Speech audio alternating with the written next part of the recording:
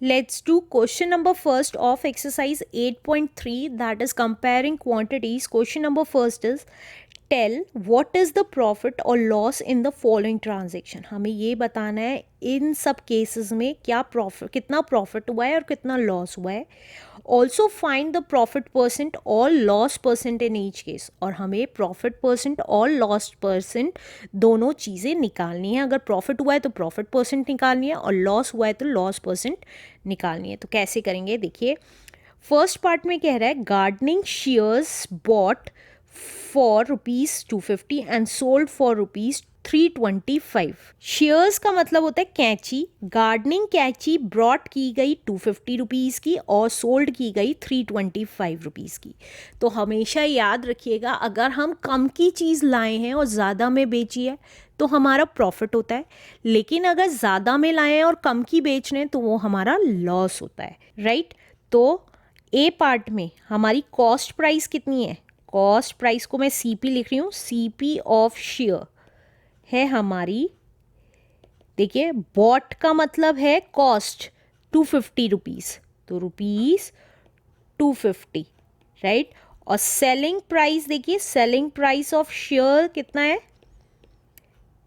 That is sold. Sold मतलब selling price कितने में सोल्ड कर दी, दैट इज 325. तो ये आ गया 325. अब देखिए कॉस्ट तो कम की है और बेचा ज़्यादा में है, तो हमेशा क्या होगा, हमारा प्रॉफिट होगा उस केस में. तो प्रॉफिट कितना हो गया हमारा. प्रॉफिट का फॉर्मूला होता है selling price minus cost price. तो सेलिंग प्राइस कितनी थी 325 और कॉस्ट प्राइस थी हमारी 250. तो कितने रुपीस का प्रॉफिट हो गया, दैट इज 75 रुपीस का प्रॉफिट हो गया. अब हमें क्योंकि प्रॉफिट हुआ है तो प्रॉफिट परसेंटेज भी निकालनी है.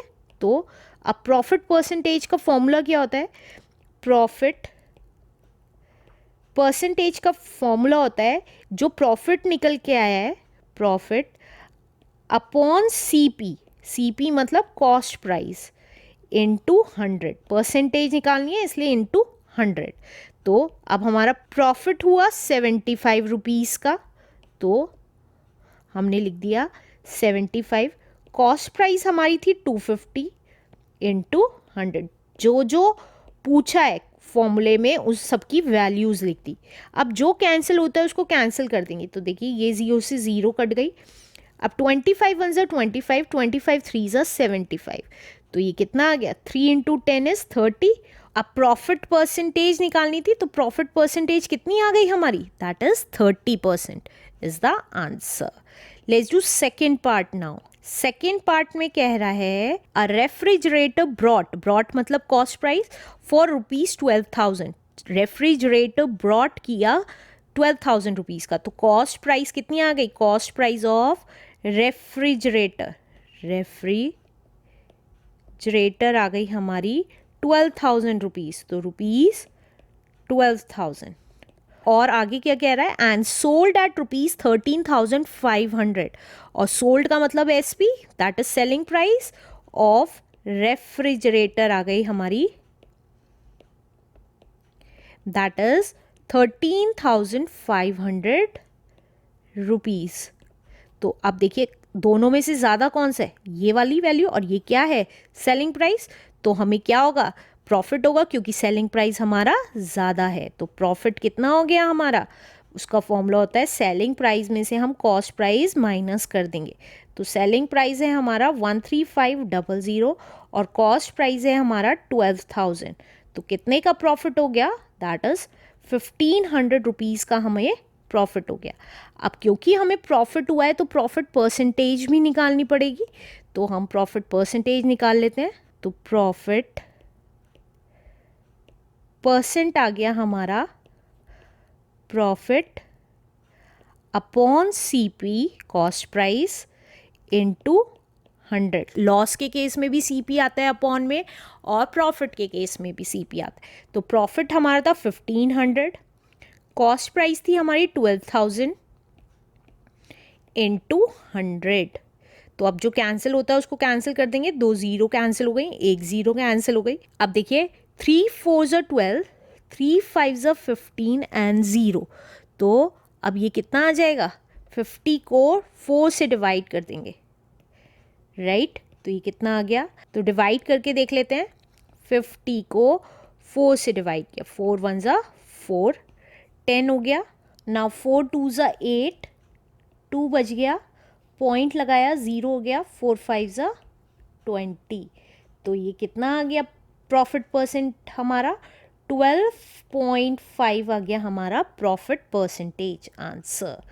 Let's do third part now. Third part में कह रहा है a cupboard bought for ₹2500 and sold at ₹3000। एक कबर्ड लाई गई जिसकी कॉस्ट प्राइस लिख सकते हैं, कॉस्ट है हमारी 2500 और सेलिंग प्राइस सोल्ड कर दी गई 3000 रुपये में। तो कॉस्ट प्राइस ऑफ कबर्ड बोल रहा है वो, दैट इज ₹2500 और सेलिंग प्राइस है हमारा, सेलिंग प्राइस ऑफ कबर्ड है हमारा 3000 रुपीज़। तो ये आ गया ₹3000। तो हमारा क्योंकि सेलिंग प्राइस ज़्यादा है तो हमारा प्रॉफिट होगा, तो प्रॉफिट निकाल देंगे। प्रॉफिट हो गया है हमारा सेलिंग प्राइस में से अगर हम कॉस्ट प्राइस माइनस कर देते हैं, तो सेलिंग प्राइस है 3000 और कॉस्ट प्राइस है 2500। तो वो कितना आ जाएगा? ₹500 आ गया हमारा प्रॉफिट। अब क्योंकि प्रॉफिट हो रहा है तो हमें प्रॉफिट परसेंटेज निकालनी पड़ेगी, तो हम प्रॉफिट परसेंटेज निकाल लेते हैं। प्रॉफिट परसेंट क्या होता है? Formula profit upon CP into 100, right? अब प्रॉफिट कितना आया हमारा? 500 रुपीज़ और हमारी कॉस्ट प्राइस कितनी थी? 2500 रुपीज़ और हम इंटू 100, राइट? अब जो कैंसिल होता है इसको कैंसिल कर देंगे। 5 1 ज़ा 5, 5 5 ज़ा 25, 5 1 ज़ा 5, 5 2 ज़ा 10 एंड 0। तो हमारा प्रॉफिट परसेंटेज कितना आ गया? 20% is the answer. Let's do last part now.